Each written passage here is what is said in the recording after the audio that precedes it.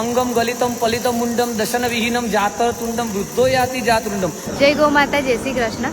આજે તમને બધાને ખબર છે કે આજે છે ઈદનો દિવસ અને ઈદના દિવસે આપણે ત્યાં મહેમાન આવ્યા છે. આમ તો મહેમાન નથી, આપણા ગ્રુપના જ મેમ્બર છે અજીમભાઈ સિંધી. એઓ આપણી ગાયો માટે તહેવાર ઉજવવા માટે આવ્યા છે. હું આજે ગાયો માટે જલેબી લાવ્યો છું. આજે ઈદનો તહેવાર છે, દરેકના સંબંધો મીઠા રહે તે માટે મીઠાશ કરવામાં આવે છે. પણ આજે અમે ગાય માટે તહેવાર ઉજવવા માટે આવ્યા છે અને મારી અને મારા સમાજ વતી દરેક વ્યક્તિને જે વિડીયો જોઈ રહ્યા છે તેમને અપીલ છે કે સરકારને, તમારા સ્થાનિક લોકોને દરેકને અપીલ કરો કે ગાયને રાષ્ટ્રીય પશુ જાહેર કરે. જેમ મોરને રાષ્ટ્રીય પશુ જાહેર કરવામાં આવ્યો છે તો એને આજ દિન સુધી મોરને કોઈ તકલીફ નથી પડતી, તો પછી આપણે ગાયને જો નેશનલ પશુ જાહેર કરવામાં આવે તો ગાયને પણ કોઈ પણ જાતની તકલીફ પડે નહીં એવું આપણે વિચારીએ. અને ગાય કોઈ રાજકીય મુદ્દો છે જ નહીં, કેમ કે ગાયને અત્યારે હિન્દુ અને મુસ્લિમ બંને લોકો ગાયને રાષ્ટ્રીય પશુ જાહેર કરવા માટે મહેનત કરી રહ્યા છે. તો મારી દરેકને વિનંતી છે, તમારા સ્થાનિક ધારાસભ્ય, સાંસદ સભ્યને વિનંતી છે કે ગાયને રાષ્ટ્રીય પશુ જાહેર કરવામાં કોઈ વિરોધ પક્ષ નથી.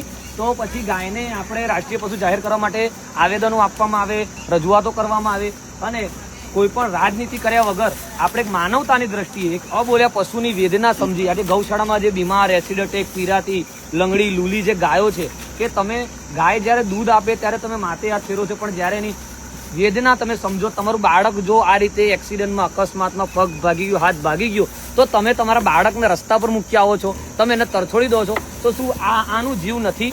બસ મારી એક જ વિનંતી છે, સરકારને આ વિડીયો વધુમાં વધુ શેર કરો અને સરકાર સુધી પહોંચાડો અને ગાયને રાષ્ટ્રીય માતા જાહેર કરે એવું આહવાન આજે આપણે સૌ હિન્દુ મુસ્લિમ સૌ એક મળીને બનાવીએ તેવી વિનંતી બેન.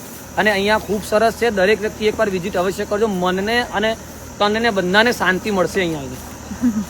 આપણી જે બીમાર ગાયો છે, બીમાર ગાયો તમે તો 2 વર્ષથી અહીંયા સેવા આપો છો. શરૂઆતથી જ્યારથી ગૌશાળા ચાલુ થઈ છે ત્યારથી હું અહીંયા છું.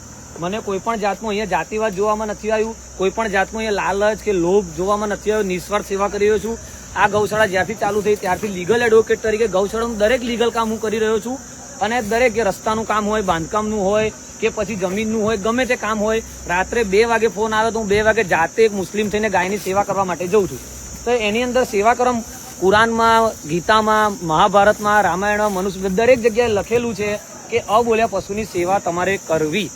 અને અત્યારે તો મુસ્લિમ લોકો પણ સમજી ગયા છે, ગાયને રાષ્ટ્રીય પશુ જાહેર કરો અને એ કરવાથી અત્યારે જે રાજકીય જે રોટલા શેકાઈ રહ્યા છે એ પણ બંધ થઈ જશે. અને સરકારે આ વસ્તુ ખરેખર આવશ્યક કરવી જોઈએ. કોઈ વિરોધ પક્ષ છે જ નહીં બેન કે ગાયને રાષ્ટ્રીય પશુ જાહેર કરો, એની માટે કોઈ વિરોધ પક્ષ નથી, કોઈ વિરોધ પક્ષ જ નથી. તો પછી પ્રશ્ન જ ક્યાં રહ્યો? આને હુકમ કરો અને આને રાષ્ટ્રીય પક્ષ જાહેર કરો. મારી સરકારને નમ્ર અપીલ છે. આ તો આખો ભારતનો વિષય છે, આખા વર્લ્ડનો વિષય છે, પણ અમારી અપીલ છે કે આ જ કરવામાં આવે. ને ગાય એ તમે જોઈ લો, ગાય જે છે એ કોઈ સાધારણ પશુ નથી. વર્ષોથી વેદ, પુરાણ, મનુસ્મૃતિમાં જુઓ, તમે યજુર્વેદમાં તમે જુઓ, હું તો એક મુસ્લિમ છું પણ દરેક ગ્રંથ એ થઈ ગયા છે. પણ પછી સંસ્કૃતમાં એક કહેવત છે કે તુંડે તુંડે મત્તિ ભિન્ના, એટલે વ્યક્તિ બુદ્ધિ જુદા જુદા પ્રકારની હોય છે. પણ અહીંયા તો કોઈ પ્રશ્ન જ ઉભો નથી કે પછી અંગમ ગલિતમ પલિતમ મુંડમ દશન વિહીનમ જાતર તુંડમ વૃદ્ધો યાતિ જાતરુંડમ. એટલે પછી પેલું કહેવત છે ને કે અંગ વળી ગયા, પૂરું પતી ગયું, પછી આપણે યાત્રા કરવા જઈએ, સેવા કરવા જઈએ, એનો કોઈ અર્થ નથી. અત્યારે પરિસ્થિતિ તમારા સામે જ છે. આ ગાયની હાલત, આ ગાયની પરિસ્થિતિ સમજવા જેવી છે, જોવા જેવી છે. આની ઉપર કોઈ રાજકારણનો વિષય નથી. એટલે દરેકને આ વિડીયો વધુમાં વધુ શેર કરો અને ગાયને રાષ્ટ્રીય પશુ બને ને એની માટે દરેક લોકો આહુતિ આ આહવામાં અમારો સાથ આપો. અમે એની માટે તૈયાર છે. અને રસ્તામાં ક્યાંય પણ તમને ગાય, કોઈ સરકાર આની માટે કોઈ વ્યવસ્થા કરે કે ન કરે, અમે અમારી જાત મહેનત જિંદાબાદ. જ્યાં પણ ગાય તમને રસ્તામાં રખડતી, એક્સિડન્ટ થતી, પગ તૂટ્યો, હાથ તૂટ્યો, કોઈ એસિડ નાખ્યું, તો એની માટે અમે 24 કલાક હાજર છીએ. Thank you Azimbhai.